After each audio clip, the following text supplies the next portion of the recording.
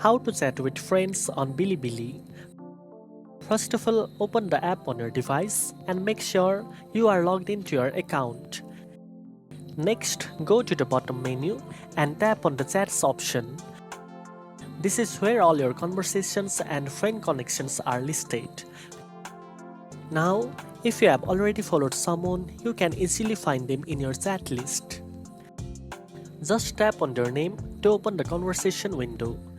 If you don't see them, you can also use the search feature to look for their profile, follow them, and then start a chat once they appear in your list. After opening the chat window, simply type your message in the text box and hit send. You can also share emojis, stickers, or media depending on what Bilibili supports in chats. Now you know how to chat with friends on Bilibili. If you found this video helpful, don't forget to like, share, and subscribe for more tech tips. Thanks for watching, and I'll see you in the next one.